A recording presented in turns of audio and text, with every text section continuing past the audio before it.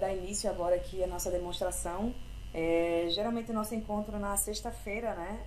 Só que aí a gente resolveu fazer na quarta essa semana, que a gente estava ansioso já para mostrar para vocês um pouco da versão. E aí, quem precisar sair antes, alguma coisa assim, a gente está gravando e a gente vai disponibilizar o vídeo, ok? Então, a ideia é só pra gente passar aqui rapidinho. A gente soltou ontem essa página que vocês estão vendo aí com as novidades. E aí a ideia desse seminário hoje é só a gente fazer um overview do que é que a gente vai liberar nessa versão, porque aí quando a versão sair, vocês já estão mais ou menos inteirados de onde encontrar as documentações, enfim, é mais um videozinho só pra gente se inteirar um pouco aqui sobre essa release que a gente vai soltar. Eu trouxe comigo para fazer essa apresentação o John Lennon. Bom dia, John. Bom dia, pessoal. O John trabalha aqui conosco na equipe de desenvolvimento e ele vai tirar as dúvidas também comigo, parte mais técnica, que vocês fizerem aí. Ok. Então vamos lá começar.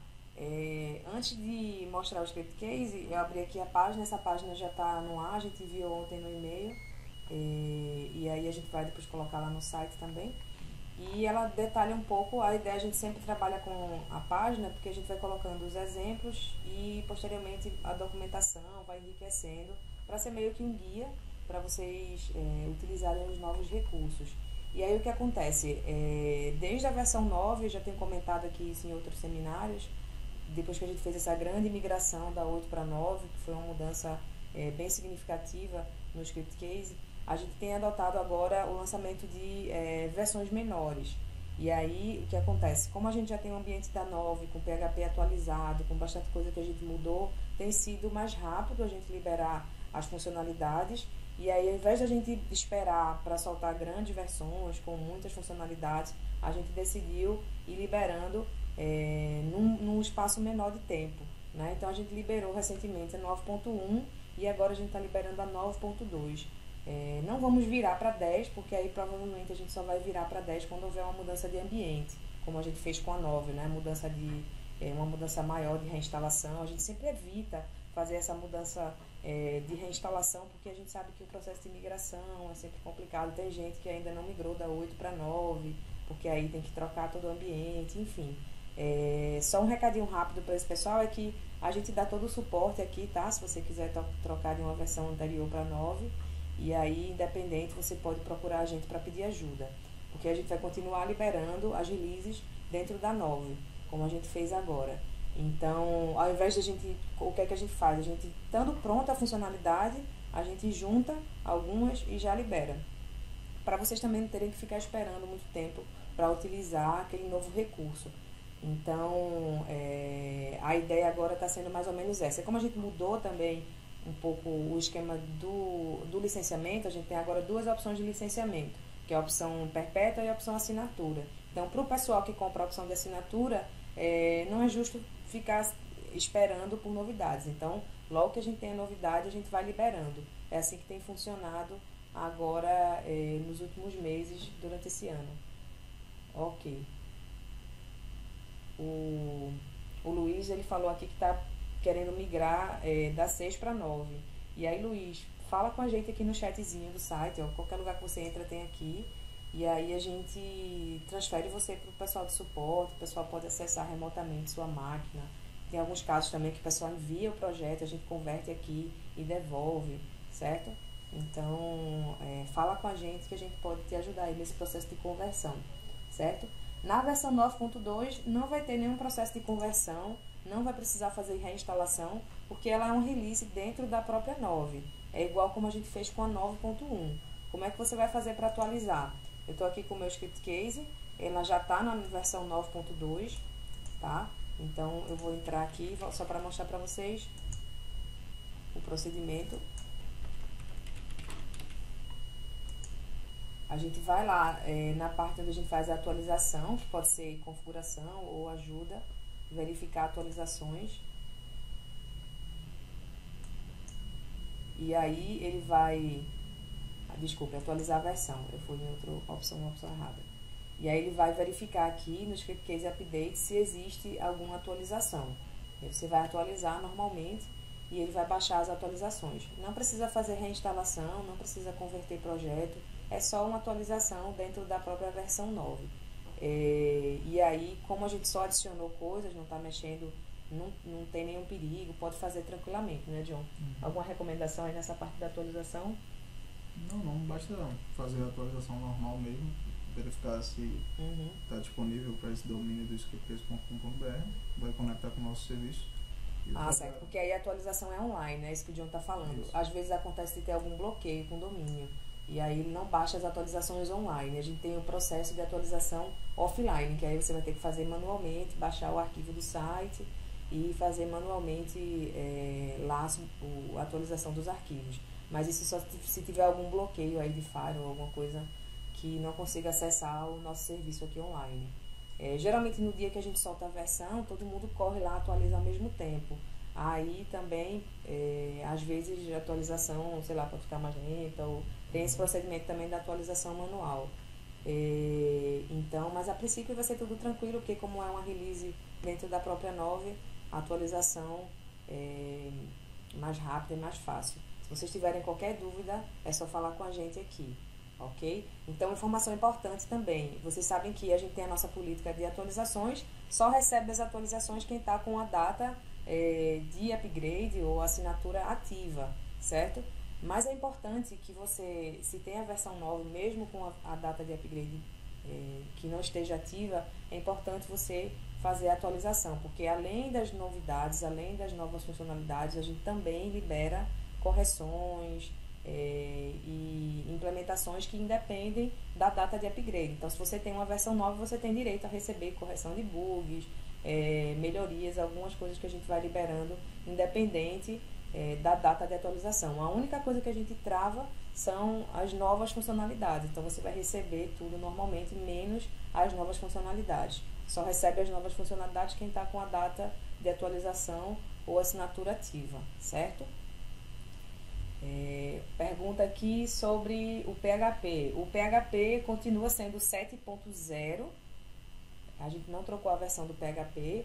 A gente provavelmente vai fazer uma atualização do PHP em breve, porque tem houveram algumas mudanças, né, com MySQL. Tem uma correção para o MySQL 8.0 no PHP. Então, provavelmente a gente vai fazer a homologação para o 7.2 do 7.3. Mas, por enquanto, nessa versão, continua o 7.0. Caso a gente faça a homologação para o próximo PHP, a gente provavelmente vai ficar trabalhando com os dois, como a gente tinha lá na versão 8, que a gente trabalhava com 5.4, 5.6. Provavelmente a gente vai trabalhar com os dois também nessa próxima atualização do PHP, certo? Então vamos lá, vamos começar aqui mostrando as implementações, depois eu volto para as dúvidas. E aí, o que foi que eu fiz? Eu baixei aqui o projeto Samples, porque a gente sempre coloca aplicações de exemplo dentro do projeto Samples, para vocês entenderem um pouco das funcionalidades. Então, a gente tem uma pastinha lá, deixa eu só fechar aqui, dentro da pasta root, a gente tem uma pastinha V9, e aí tem lá agora uma nova pastinha 9.2, 9.1 e 9.2. Aí aqui a gente faz aplicações com exemplos dessas novas funcionalidades. Vocês podem encontrar uma aplicação para cada exemplo, certo? Então, eu vou aqui na landing page para a gente ir guiando as funcionalidades. A gente tem nessa versão 9.2, a gente começa agora a modificar a aplicação de formulário. Então, a gente tem várias implementações programadas para a aplicação de formulário, mas como eu falei antes, estando pronto a gente já vai liberando. Então, a gente já liberou agora nessa versão 9.2 novos tipos de campos, certo? E aí a gente tem alguns tipos de campos que vão estar disponíveis de forma fácil lá e simples dentro do formulário do ScriptCase. Então, quais são esses tipos de campo? Primeiro, a gente fez uma modificação no campo Select, a gente trocou e está utilizando agora o componente Select 2, que aí vou mostrar para vocês aqui. Vou criar um formulário do início, porque aí a gente pode ver as configurações também. Vou aqui criar um formulário, uma tabela de clientes mesmo. Deixa eu colocar aqui o idioma português. Criar. Só para a gente ver como vai configurar os novos campos. E aí vou executar aqui a aplicação, ele vai mostrar lá o formulário padrão do ScriptCase. E aí, aqui na parte de campos, eu tenho todos os campos. Então, eu vou primeiro mostrar esse campo com o componente Select 2, certo? Então, eu tenho aqui o campo País, ele é um campo já do tipo Select. Então, a gente colocou aqui duas novas opções, que é usar Select 2 e a opção de exibir a área de pesquisa ou não. Então, o que é isso? Ela já vai vir ligada por default, né? Quando eu criar uma nova aplicação. Se você tiver uma aplicação já criada, não, você vai ter que vir aqui e ligar. Mas aí, se a aplicação estiver sendo criada agora, ela já vai vir habilitada aqui por padrão. E aí, o que acontece? Vou executar novamente para a gente ver. Ele vai me mostrar lá. Esse aqui é o campo que a gente está vendo. Deixa eu só colocar aqui o select com o nome do país completo. Vou colocar aqui o país e o nome. Só para a gente poder fazer a pesquisa. E o que ele traz de novo, principalmente essa parte aqui da pesquisa, né, onde a gente vai poder pesquisar aqui dentro do select. Né, e também é um componente mais recente, então tem uma performance melhor também, né, John? E essa opção que ele dá aqui embaixo é justamente se você vai mostrar essa pesquisa ou não. Se eu desabilitar, ele vai mostrar o select normal, utilizando o componente select 2, mas não vai mostrar a pesquisa. Então, se for um select pequeno, né, você tira a pesquisa. Se for um select com mais dados, você habilita a pesquisa e aí ele vai colocar essa opção para você pesquisar dentro do select. Então, foi uma atualização importante aí para os campos do tipo select, para vocês já implementarem. Então, como eu já falei, se criar aplicação nova, já vai vir habilitado, se não, basta você acessar a sua aplicação e ativar aqui o componente. Dentro dessa opção do Select 2, tem uma implementação também para o campo do tipo Autocomplete. Deixa eu escolher aqui um outro campo, esse campo do nome da empresa, e aí eu vou mudar ele para Autocomplete. Texto Autocomplete. E aí a gente também colocou aqui para o campo Autocomplete essa opção do Select 2. Sendo que no Autocomplete ele tem uma particularidade muito importante, que é a definição da quantidade de caracteres para fazer a seleção do dado. Isso aqui vai melhorar bastante quem utiliza aí campos Autocomplete. Eu vou mostrar para vocês o que é que acontece. Se eu deixar ele... Deixa eu só configurar aqui o lookup. Nome da empresa, cadê? Company name. Ok, vou colocar aqui o nome da empresa e rodar. Certo, então o que é que acontece? A gente tem aqui o componente, foi qual? Esse aqui, do Autocomplete. Ele está dizendo aqui que a partir do primeiro caractere, ele já vai buscar. Então, se eu coloco a letra A, ele já vai listar aqui tudo com a letra A. Então, porque ele está já procurando a partir da primeira letra. Isso aqui é a forma que o ScriptCase trabalha hoje. Se você tiver uma tabela, sei lá, com 1 milhão de registros, ele vai já buscar, você digitou a primeira letra, ele vai já buscar em todos os registros.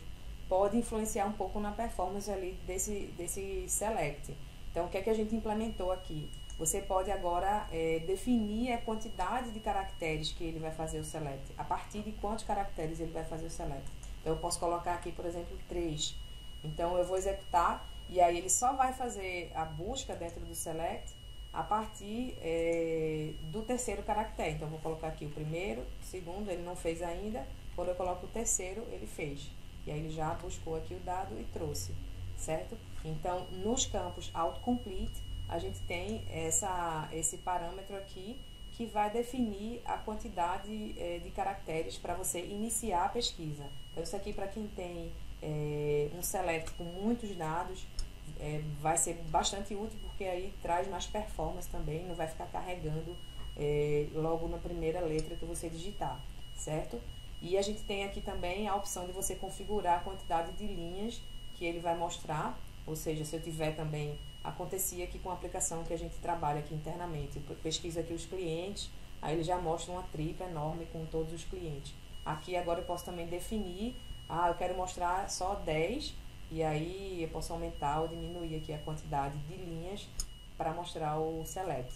Ainda tem a opção de largura, para eu também definir lá a caixinha, a largura que vai ficar aqui a nossa caixinha do select, né? E aqui ele vai informar como é que está lá essa configuração, se a pessoa precisa definir 3, E aí dá para mudar isso aqui em uma lang, John? É uma lang. Onde é que está Na aplicação integrada. É só procurar lá dentro do... Traduzir aplicações. Certo. Então, se você precisar mudar também aqui essa dica que ele coloca dentro do Select, é só você buscar lá dentro da parte de tradução e mudar para alguma outra dica que você queira dar. Porque aqui o que ele está fazendo é informando quantos caracteres a pessoa precisa digitar para colocar para ele trazer o Select. Certo? Deixa eu ver aqui se tem alguma coisa ainda desse Select 2 que eu esqueci, John. Tem perguntas aqui do pessoal. Não. A pergunta do Haroldo: o campo autocomplete costuma enganar o usuário quando este digita o valor completo na janela e não seleciona o item, tipo cidade. O SC enxerga o campo como vazio. Entendesse, John? Essa pergunta aí do Haroldo. Não, acho que acredito que ele falou em relação a quando você faz uma pesquisa, não está selecionado o que você está digitando. Você tem que primeiro selecionar o item que está sendo listado lá embaixo para que ele faça parte do submit lá no formulário. Eu acredito que com esse componente... Com esse componente fica melhor, né? Ele já resolve esse problema, certo? Testa aí, Haroldo, depois dá um feedback pra gente. Quando a gente liberar, né? Aí, esse recurso do autocomplete vale também para os filtros? Sim, né? A gente habilitou nos campos do filtro, lá do filtro avançado, novas opções do autocomplete.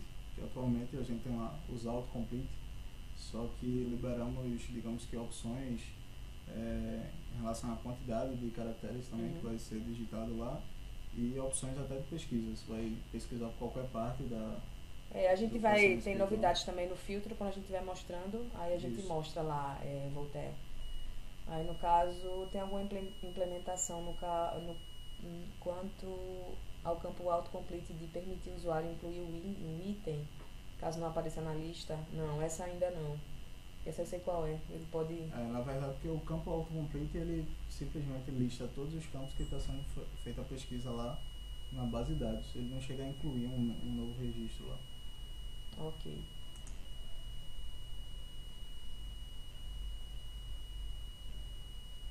A concatenação vai funcionar no autocomplete, exemplo select. Vai. Tudo normal. Quem colocar a pergunta do Adeilson aqui, ele colocou um select e perguntou se vai funcionar lá. No caso, sim, o select que você fizer dentro do CAP funciona normalmente. Certo? Então, vou pular aqui para o próximo campo. O próximo campo dentro lá da nossa página seria o campo de assinatura digital, certo? Esse campo de assinatura digital a gente fez aqui no passado, num seminário, mostrando como criar esse campo na mão, né? Com código. A gente mostrou aqui, importou a biblioteca. O que a gente fez agora foi trazer esse campo para o script case.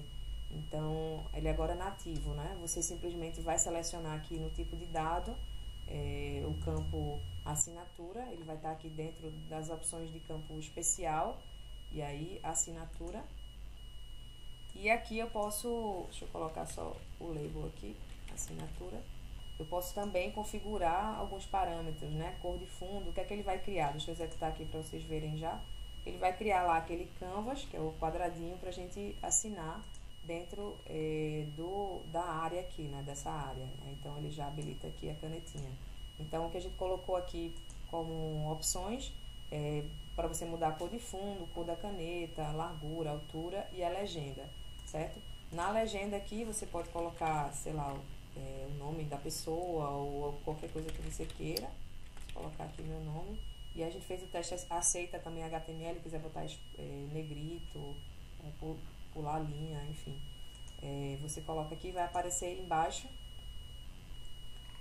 a legenda, certo? E aí você vai assinar aqui. E aceita a variável global, John?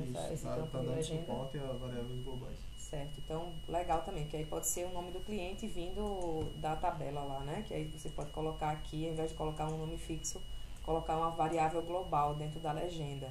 E aí ele tem a opção também de mostrar ou não a linha da assinatura e vai ficar já disponível dentro do formulário. Bem mais fácil agora, porque aí na opção que a gente mostrou aqui, até que apagar lá o seminário depois, para fazer, tinha que importar a biblioteca, criar um campo virtual, enfim, agora não precisa mais, a gente colocou nativo aqui dentro dos campos especiais, certo? Pronto, Vamos lá. tem uma pergunta aqui do Arnaldo perguntando qual o tipo do campo assinatura. Esse campo vai ser como se fosse uma imagem em banco de dados, que seria um long blob, você vai assinar lá e na base de dados ele salva como se fosse o PNG da imagem, do binário. A ideia é que você faça um long blob mesmo e utilize ele. Certo, aí ele vai salvar a imagem dentro do... Ele salva a imagem da assinatura e salva na base de dados. Mas é aquele que falou base 64, né? Isso, ele pega na criptografia da base 64. Certo. E aí é mais simples, também não tem problema que fique dentro do banco não, questão de espaço, porque é uma estrutura mais... não é imagem de fato, mas... além da variável global, posso atualizar em tempo de evento? Na verdade, essa parte eu acredito que se recarregar a página, ele vai fazer a atualização lá da variável global. Mas a gente pode verificar um exemplo bacana para disponibilizar. Certo. Então a gente já vai colocando aí essas coisas. Tem outros campos também novos que vão entrar em breve. E aí, mas como eu falei, como a gente já tinha todos esses, a gente já vai soltando, mas a gente vai fazer muitas mudanças na aplicação de formulário nas próximas releases, tá? Então aqui é começando a adicionar várias coisas na aplicação de formulário. Qual o nome do tipo de campo para gravar assinatura? Eu uso Postgres. O Postgres eu acredito que seja o byte A. Não é o campo que grava binário. Certo. Então vamos seguir aqui para o próximo campo. Depois, se tiver mais alguma pergunta sobre o campo assinatura, a gente volta. O próximo campo que a gente adicionou aqui no formulário foi esse campo de avaliação, o rating star, o pessoal chama também. Tá até aparecendo aqui, que é esse campo que a gente coloca as estrelinhas, né, geralmente. Então, como é que vai funcionar no script case? Deixa eu pegar aqui, vou criar um novo campo. E aí, esse campo de avaliação, a gente chamou ele de rating. E ele é um campo inteiro, né, John, no banco de dados. Isso. Ele é um campo que vai guardar apenas o número, a quantidade lá. Porque aí você utiliza ele para avaliação. E aí, quando eu coloco ele aqui do tipo rating, também está lá dentro dos campos especiais, campo rating. Você vai definir aqui a quantidade de ícones. Geralmente o pessoal usa de 1 a 5 para você fazer a avaliação. E aí ele no banco de dados vai salvar justamente 1, 2, 3, né? Então ele pode ser aqui do tipo número. E aí a informação que vai guardar no banco de dados é só o número de acordo com o que a pessoa selecionou lá no formulário. E aí a gente tem aqui as opções para você configurar o ícone habilitado e ícone desabilitado. A gente já deixa uma imagem padrão, que é a estrela mesmo, mas você pode subir alguma outra imagem aqui para ilustrar esse campo. E aí ele vai aparecer lá a estrelinha, e aí você vai selecionar, e aí de acordo com a seleção, é como eu falei, ele vai guardar aqui, selecionei 4 estrelas, ele vai guardar o número 4 lá na base, certo? Então funciona dessa forma, bem simples também essa opção, mas aí é bem útil. Para você fazer antes também no formulário, tinha que fazer com um campo virtual, enfim. Aceita uma média de decimais? A pergunta do Haroldo. Acho que não, né? Porque seria 3,5. Nesse caso aí eu acho que seria marcar meia estrela. Nessa situação, nesse componente não. Nesse componente só dá para marcar a estrela cheia. Então, esse campo rating também. E até outra informação importante desse rating é que o ícone o cara pode informar. Sim. Como eu falei aqui, né? A gente já colocou um ícone padrão, mas aí ele pode subir algum outro ícone da internet e tal. Isso. E colocar aqui para ilustrar. É só trocar aqui nessa opção do ícone habilitado ou desabilitado. Certo? Próximo campo slider. Esse aqui também foi um componente que a gente adicionou para os campos, deixa eu ver aqui, os campos numéricos, né? Então, você pode selecionar a opção de utilizar aquele componente slider. A gente utiliza já em outros, na consulta, né, John? Isso, no filtro da consulta e tal, isso. E aí, faltou aqui definir o valor. Porque quando você tem o slide, a gente precisa colocar aqui o valor mínimo e o valor máximo. De acordo, definir um range, né? No caso, eu posso colocar aqui de 0 a 100. Só para ele ter lá, para ele conseguir fazer o intervalo. E aí é basicamente isso. Ele coloca aqui o valor e o range para você definir aqui o valor, certo? Então esse aqui é o componente slider que a gente colocou aqui para campos numéricos. E o último campo é o campo switch, que aí também a gente colocou esse componente JS iOS Toggle, que ele vai aparecer aqui, ó, esse aqui só para a gente utilizar no formulário também. Então, deixa eu ver aqui, esse aqui, por exemplo, esse campo, aí ele funciona para campos rádio e checkbox, esses dois tipos de campo. Então, se eu colocar, por exemplo, aqui rádio, aí eu vou fazer o select, deixa eu ver se ele tem aqui países, tipo fone, meses, vou botar aqui Visa Master.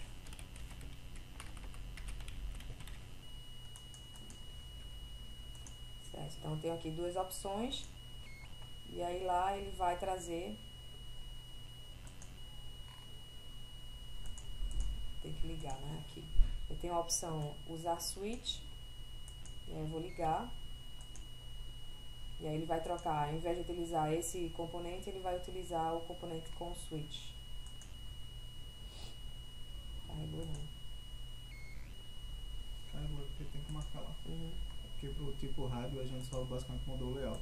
Daqui do switch não seria pro checkbox. Deixa eu trocar pra checkbox. Faz sentido. Mas aí trocou também o do... E aí agora também você pode trocar, isso aqui é uma imagem, né, de esse componentezinho aqui, ou ele se eu quiser, por exemplo, customizar na parte na parte de temas a gente está disponibilizando opções de cores de fundo, largura, altura. Certo, então se eu precisar aumentar, trocar a cor de fundo, então CSS. Eu vou acessar aqui a parte de layout, CSS das aplicações, e aí deixa eu pegar aqui, salvar como, só pra gente ver onde é que a gente vai poder configurar, se necessário. Tem aqui a opção dentro do formulário, né? Aí, componentes. Componentes. Lá embaixo. Rádio switch, ok. Então aqui, nessas opções de componentes rádio switch e switch, né? Porque aí pode ser tanto o do checkbox que a gente mostrou, quanto do campo rádio. Aí a gente adicionou aqui para você poder configurar cor de fundo, largura, se precisar customizar aqui esse componente do campo rádio e checkbox. Isso. Certo.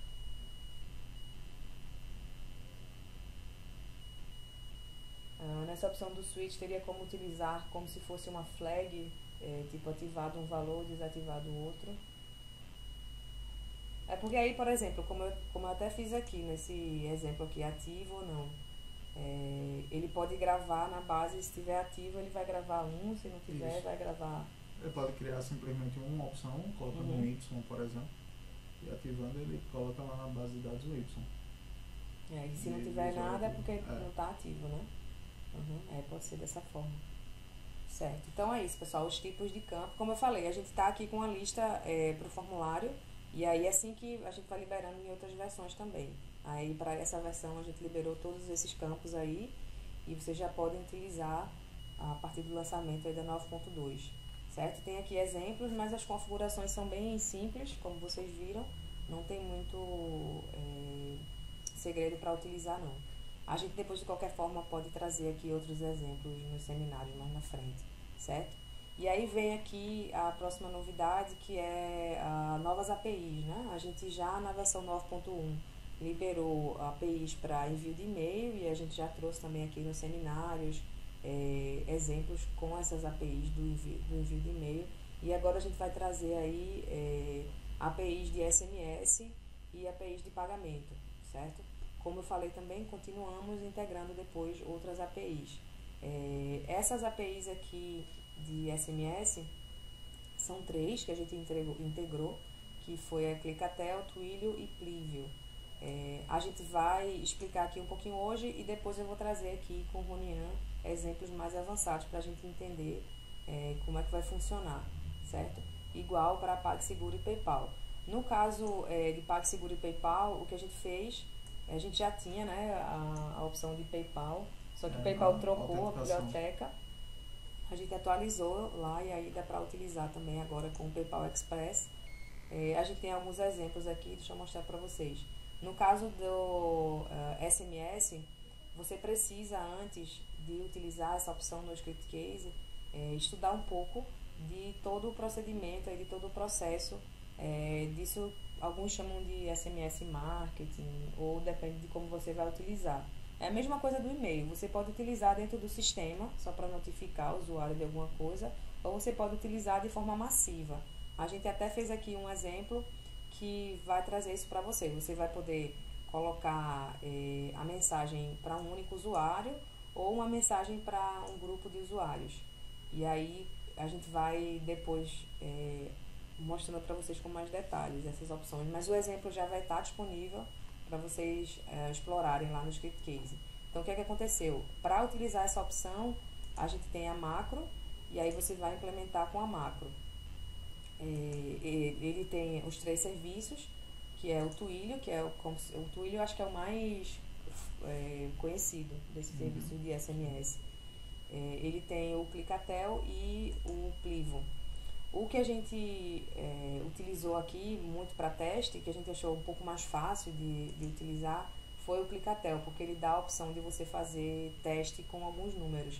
Esses serviços de SMS, todos eles são pagos. Você paga por SMS enviada, né?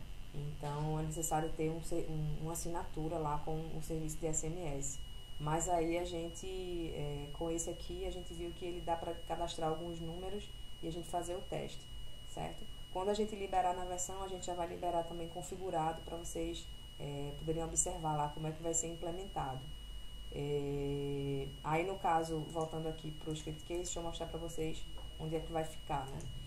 A gente acrescentou lá na interface de API, que fica aqui em ferramentas, API, a gente acrescentou mais esses serviços. Então agora lá a gente está colocando todas as outras APIs também. Então tem aqui as APIs de e-mail, a gente colocou na 9.1, as APIs de mensagens e as de pagamento, certo? Então nessa interface você basicamente vai só guardar os dados da API.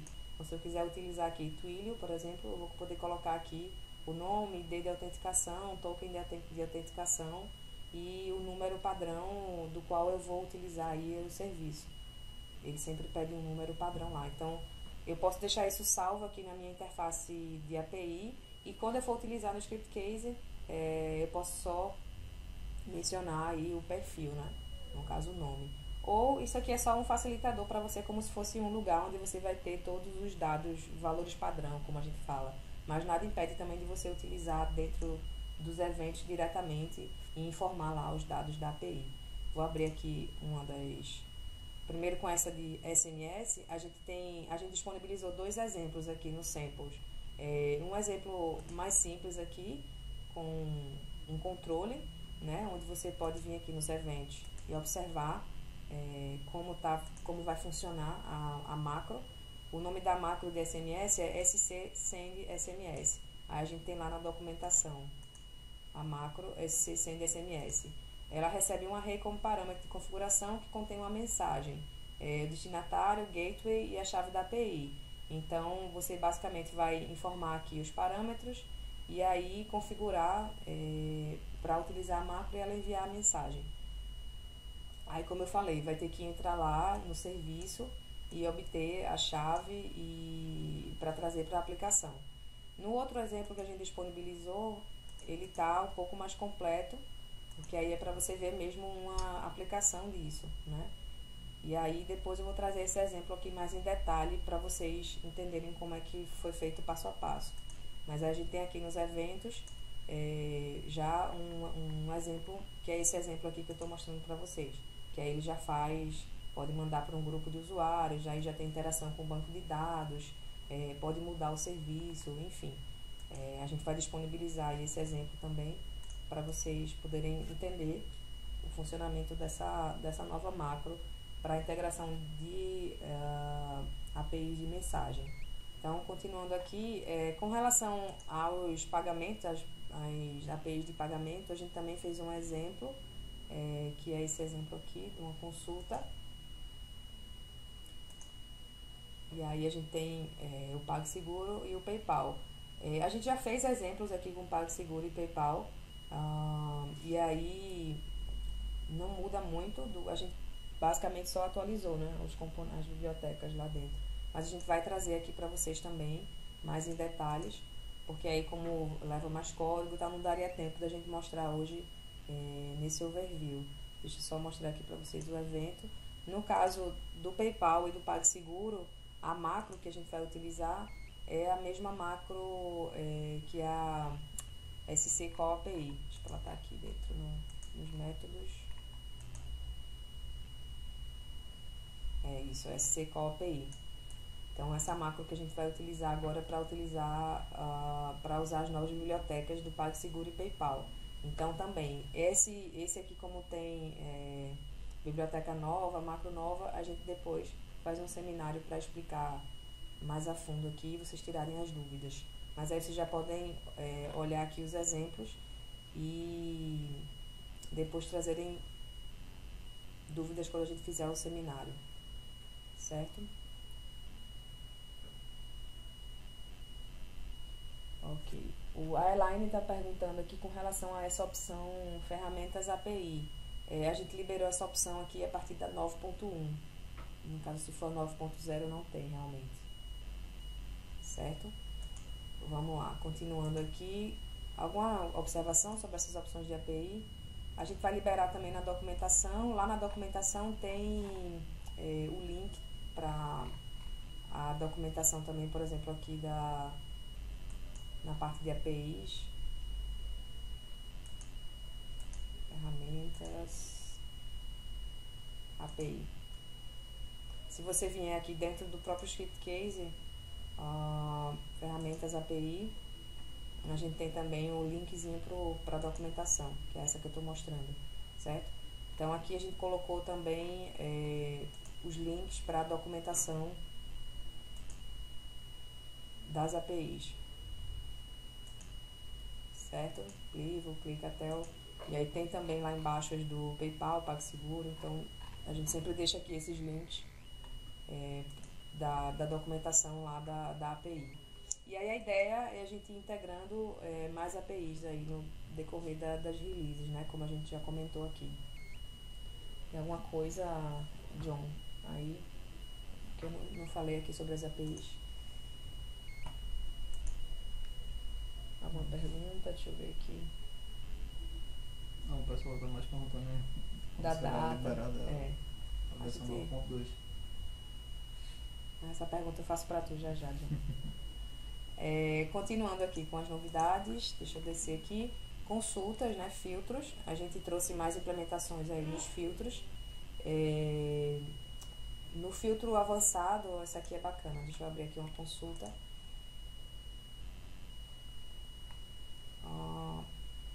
Consulta com essa daqui, John.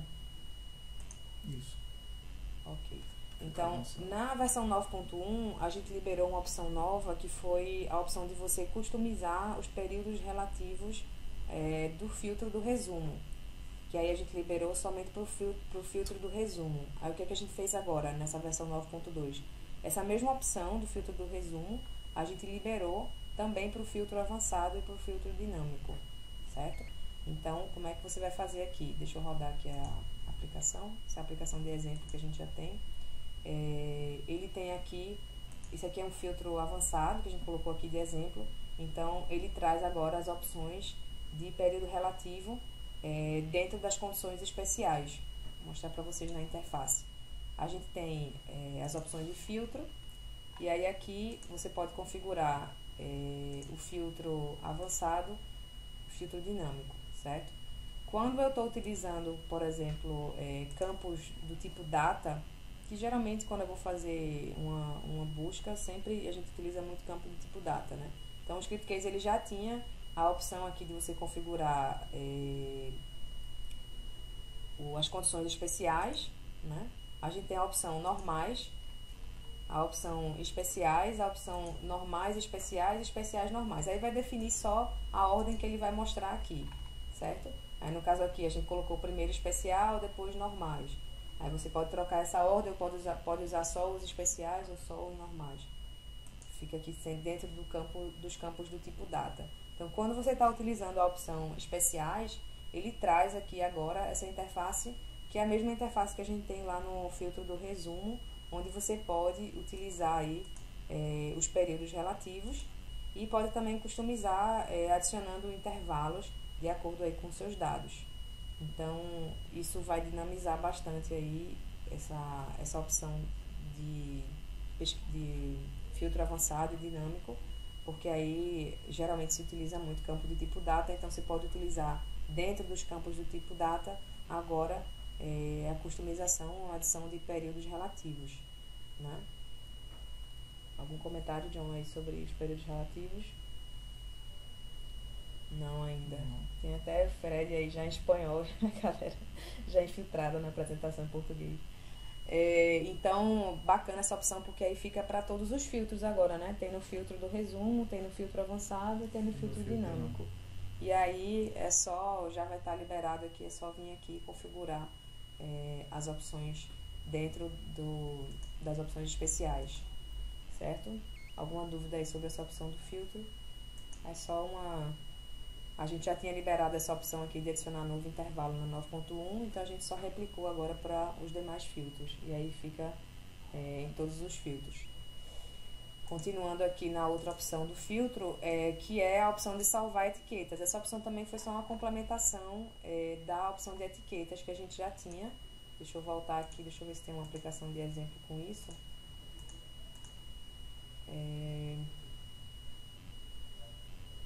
De salvar etiquetas. Tem essa aqui, John? Tag Export, não. Não, mas eu mostro aqui numa consulta normal. Certo. Vou executar aqui. Então, a gente tinha liberado já essas etiquetas na 9.1. Então, por exemplo, se eu fizer aqui uma pesquisa, deixa eu ver, empregado, ele vai trazer aqui as tags, né? E aí o que a gente adicionou nessa versão 9.2 foi a opção de você salvar aqui as condições, certo? Então essa opção de salvar ela não estava disponível e aí vai estar agora. É a mesma que a gente já tinha quando você coloca um filtro avançado, ela já aparece aqui essa opção. É a mesma opção, só que agora aparecendo também lá na interface da consulta. Tem uma coisa que a gente trocou aqui o nome só, né, John? Antes era editar, era campo editar, a gente trocou agora para salvar filtro, mas aí só trocou o conteúdo mesmo aqui do botão, certo? Mas aí é essa mesma opção. Mas para você não ter que navegar, você vai na mesma tela das etiquetas, vai poder utilizar essa opção de salvar. Então, se eu criar a etiqueta, já vem habilitado, né, John? Isso. Ele já vai vir habilitado aí por padrão. Então, essa opção do filtro. Tem mais coisa aqui no filtro, que é a opção de exibir valores atuais. Essa opção aqui eu vou pedir pro John explicar, porque aí serve em qualquer filtro desse, John, não tem que ser outro. Nessa consulta aqui, a gente consegue mostrar campos. Dentro dos campos do filtro, né? Certo. Não, tem que ser... Esse aqui só tem um campo. Deixa eu adicionar mais campos. Bota campo, filtro avançado. Selecionar campos. Pode ser um campo com produto, pode ser, né? Pode ser. Certo. Que aí o que é essa opção aqui? Se você vier dentro do que foi o que a gente estava falando também mais cedo do autocomplete. Isso. Certo. Então, quando você vem aqui, por exemplo, se eu adicionar um select para esse campo, ele vai trazer aqui as opções de select. E aí, nessas opções de select aqui do lookup, no caso, a gente adicionou essa nova opção valor atual. Que aí o que é que ele vai fazer? Ele vai fazer basicamente o select dentro do lookup com um distinct, né? Para não Isso, repetir. vai realizar a pesquisa trazendo os próprios registros da tabela sem fazer repetições. Uhum.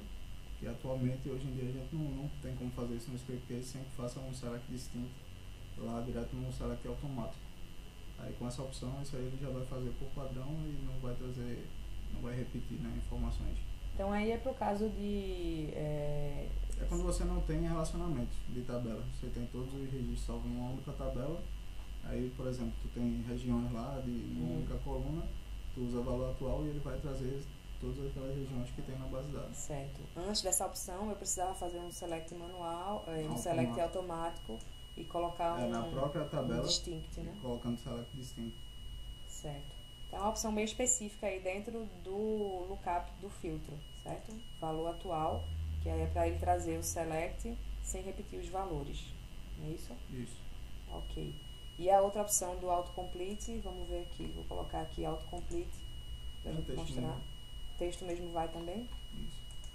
Que é aquelas opções que a gente estava falando mais cedo lá no formulário. Porque atualmente, hoje, na consulta, a gente tem esse usar autocomplete. Só que ele não tinha essas opções aqui embaixo. Então todas as opções aqui são novas. Isso. Quantidade de caracteres, quantidade, que são as mesmas opções lá do select, né? Então aí, para aquilo que a gente estava falando mais cedo, de controlar a quantidade de caracteres que vai aparecer lá no autocomplete, também disponível aqui para o filtro, certo? Isso. Com relação ao atual valor, o Joelton falou aqui que não entendeu. Deixa eu mostrar aqui novamente. No caso, quando você está utilizando um campo, vamos dizer que eu tenho os produtos, né? Vou colocar um select. Vou colocar aqui um select de produtos. E aí eu vou colocar o valor atual. O que é que ele vai fazer? Ele vai trazer o select sem repetir os valores. No caso de produtos, ele tem relacionamento, né? Então não vai funcionar, porque aí teria que ser... É quando você estava me falando mais cedo, que é quando ele cadastra manualmente, geralmente, né?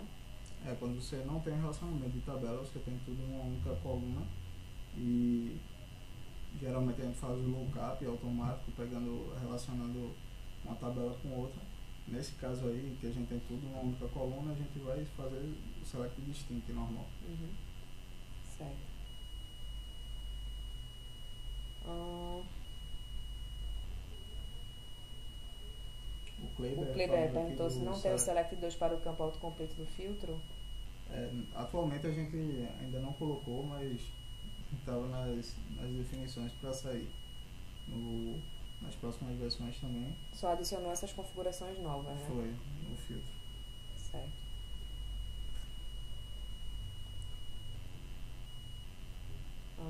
O Edgar disse que chegou depois pela metade. Mas aí a gente vai disponibilizar no YouTube, tá, Edgar, o vídeo?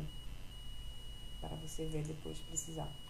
Então, ok, para o filtro, descendo aqui para banco de dados. Aqui a gente adicionou novos drivers para a conexão Oracle DB2 e Firebird, que aí são drive PDO, né, John? Quando vai fazer a conexão, deixa eu entrar aqui, banco de dados, nova conexão. Então, se você selecionar Oracle, ele tem disponível agora o drive PDO. E aí Firebird e DB2 também. Isso, ele está vermelhinho assim porque nesse ambiente não está habilitado. Mas no caso, quando fizer a instalação de script, já vem habilitado, e caso não tenha, tem também na documentação o download, um link com o download das DLLs dos .so para fazer para habilitar no ambiente. Certo. E aí, qual é o benefício que traz aí essa adição dos PDOs para conexões? É a questão de performance. São drivers mais recentes, né? Isso. Ele trabalha com programação orientada a objeto a partir de camadas do PHP. Então, a gente, com essa atualização dos PDOs, a gente atualizou todos os bancos agora, né? Porque a gente já tinha feito MySQL, SQL Server, Postgres. Ok. Então fica tudo... Está disponível também o Sybase. E aí outra novidade também aqui do banco de dados é que a gente está colocando agora o Sybase, que aí por conta do PHP 7, né? A gente ainda não tinha liberado 9.9 e a gente fez agora a homologação do Sybase, que é o banco de dados aí da SAP. Então, para quem utiliza Sybase, vai poder agora utilizar a versão 9, que aí não estava homologado ainda para a versão 9. A partir dessa versão vai estar. Ok, essas são as novidades de banco de dados. E aí, a gente tem aqui teclas de atalho, que a gente liberou na 9.1 já, algumas novidades da tecla de atalho, e agora na 9.2 a gente concluiu com outras novidades para a tecla de atalho. Então, como é que vai funcionar aqui essas novas opções da tecla de atalho? Vou pegar essa aplicação mesmo aqui para mostrar para vocês na parte de barra de ferramentas. Então, o que é que a gente fez? A gente já tinha adicionado na 9.1 a opção de teclas de atalho. Então, se vocês observarem aqui no script case, algumas opções elas vêm com a tecla de atalho, por exemplo, nova aplicação F12, salvar a aplicação Ctrl S, gerar fonte F8. Essas opções a gente tinha liberado na versão 9.1. E a gente complementou da seguinte forma: você pode agora customizar as teclas do seu script case. Então, se você vier aqui em configurações, ele tem minha barra de minhas teclas de atalho. E aí, dentro dessa opção de minhas teclas de atalho, ele já traz aqui o padrão do script case, certo? E além disso, você pode customizar. Então, porque o que acontece? A gente tem sistemas operacionais diferentes, ou idiomas diferentes. Quando a gente liberou na versão 9.0, na versão 9.1, até o Henrique mostrou aqui com a gente, ele falou, não, a gente vai liberar depois para customizar, até por questão de idiomas e sistemas operacionais. Porque tem teclados diferentes, esse tipo de situação. Então aí agora a gente traz aqui o padrão e você pode customizar, certo? Então, na opção configurações, minhas teclas de atalho, você vai poder customizar as teclas de atalho do script case. Isso para você, como desenvolvedor do script case, utilizando dentro do script case. E aí tem a novidade, que é as teclas de atalho para as aplicações geradas, certo?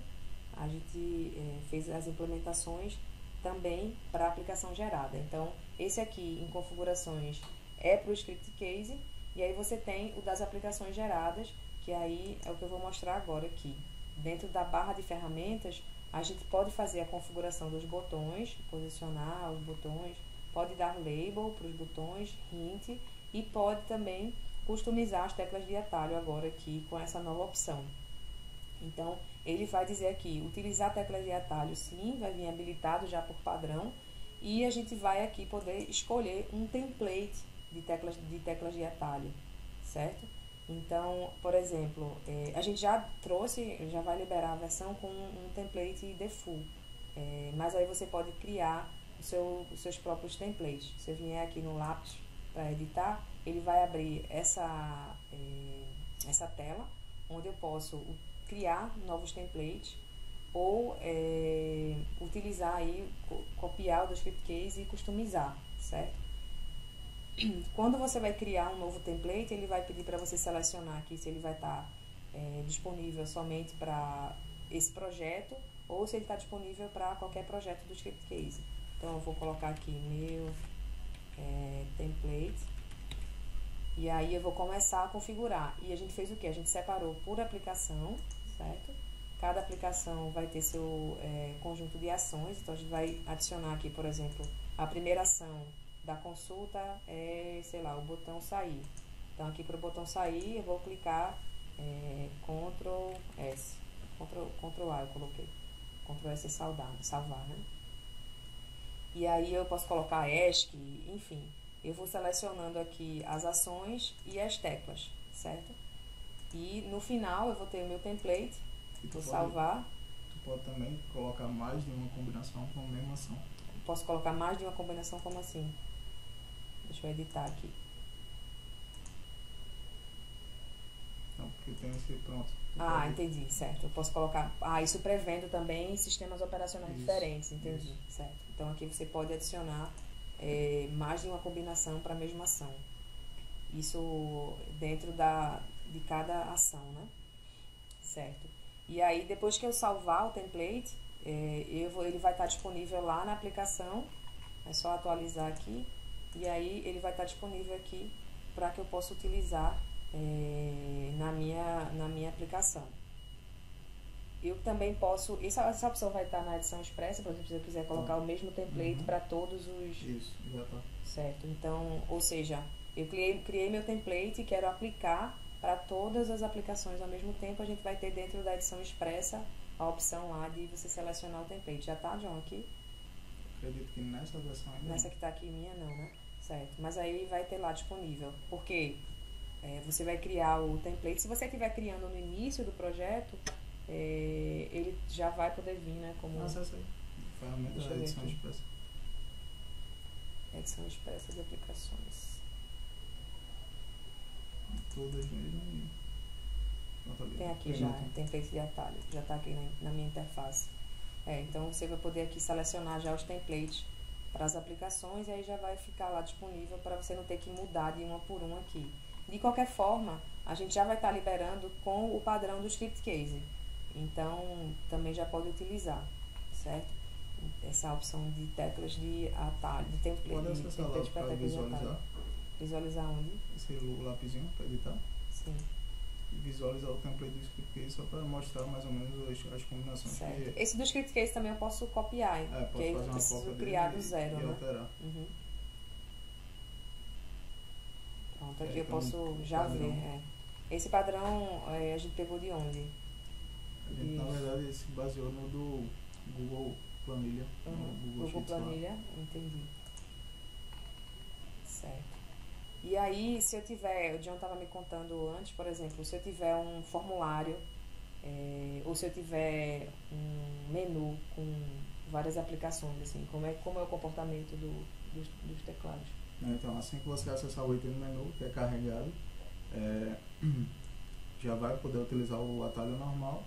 Você trabalhando entre abas, esse tipo de coisa, vai também funcionar. E se eu tiver, por exemplo, uma consulta dentro da outra? Pronto, nesse caso, você vai ter que, digamos que, ativar o foco do frame. Isso aí a gente já está prevendo aí correções para as próximas atualizações, que você atualmente tem que ativar o foco do frame para que o atalho funcione. Porque, digamos assim, tu tem um mesh detalhe e existe a navegação tanto no mesh como no detalhe. E você está usando o Ctrl N para avançar nas duas aplicações. Se você acessar o mesh detalhe e dar um Ctrl N, primeiramente ele vai funcionar no mesh, que é a aplicação principal. Para funcionar no detalhe, você teria que clicar dentro do frame para ele ativar o foco lá e funcionar. Certo, entendi. E isso já está funcionando assim, né? Dessa forma. Já está funcionando dessa forma. O que vocês estão vendo depois se dá para melhorar isso. Se dá para melhorar essa situação. E aí o pessoal perguntou aqui com relação à descrição dos atalhos. O que é que a gente fez? Ele já vai default com hint. Então, se você, que nem a gente colocou aqui, ó, se eu colocar o mouse, ele já mostra aqui, F12 é o hint para fazer a execução do projeto, né? Então, ele já traz aqui F9, F8, e nessa opção aqui já vai default. De acordo com o que você colocar, ele já mostra lá no hint. Tem aqui um exemplo, né, John? Deixa eu gerar aqui para o pessoal ver. Um exemplo já com os atalhos configurados. Tem um grid hotkeys. Grid hotkeys. Tá aqui. Deixa eu executar aqui essa aplicação. Só para a gente ver essa questão do hint. Isso é uma consulta normal padrão utilizando o template e script case. Então quando eu... Se for em Advanced Search, no botão. Ele já mostra aqui, né? Certo. Ctrl mais o F. E até nas navegações lá embaixo. Alt K. Ctrl e a seta do e a seta para o lado, entendi. Então se eu for aqui Ctrl, seta, ele vai navegar, né? Isso. Voltar. Isso é legal vocês depois colocarem, irem testando aí também e ver, porque aí agora dá para colocar para as aplicações de uma forma bem bacana. O João perguntando porque a coluna não funciona. Na verdade é que a coluna não tem nenhum atalho pré-definido, mas só coloca lá e vai funcionar. Dá para colocar atalho para coluna também? Dá, ele disponibiliza o atalho para todos os botões da toolbar, ferramentas. Então só você chegar lá no template ou até diretamente na interface. E se eu criar um botão novo? eu acredito que para botões criados ainda não tá funcionando. A gente pode Mas, confirmar, né? Pode ser então, que sim. Pode ser que... Certo. Então depois eu verifico aqui e trago para vocês essa informação. Deixa eu ver aqui. Pergunta sobre esse...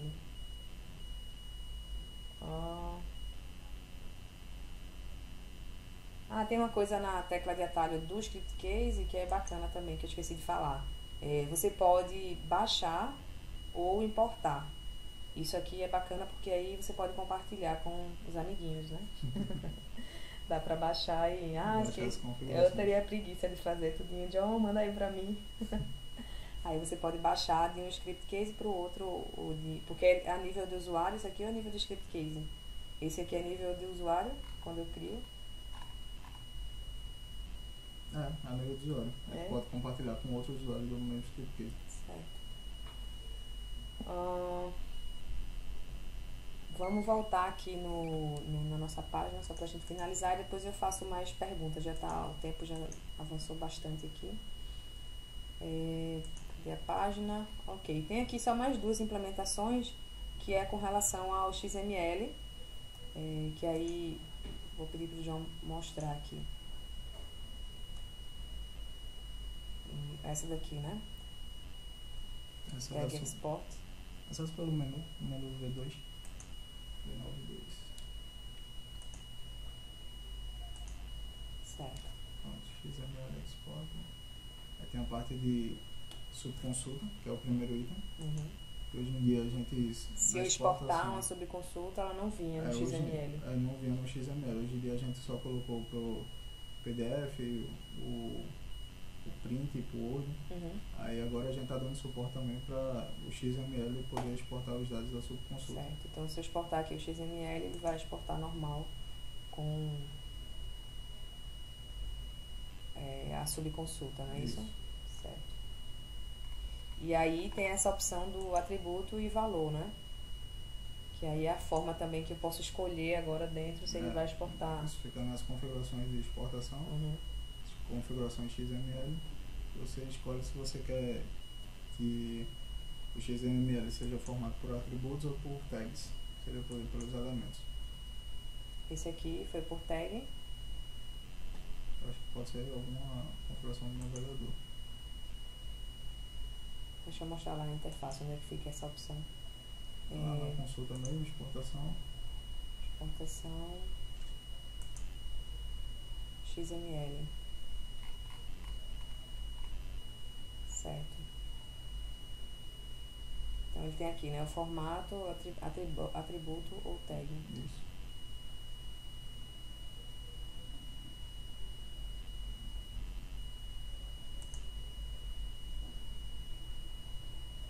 Deixa eu ver se está podendo testar aqui.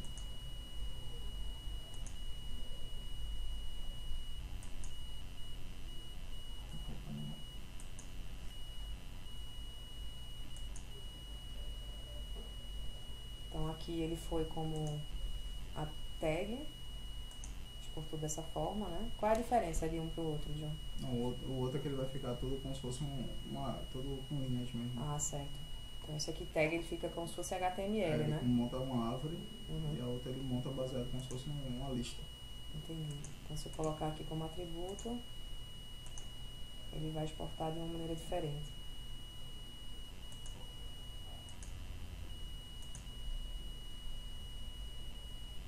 Certo. Então essa é a diferença aqui da exportação XML por atributo ou por tag. Isso. Então foi uma implementação que a gente fez também aí. E o outro aqui agora sobre consulta também exporta, né? Certo. Obrigada. Tchau, tchau. Um abraço para todos vocês. Um bom dia e até a próxima. Obrigada, John. Até a próxima.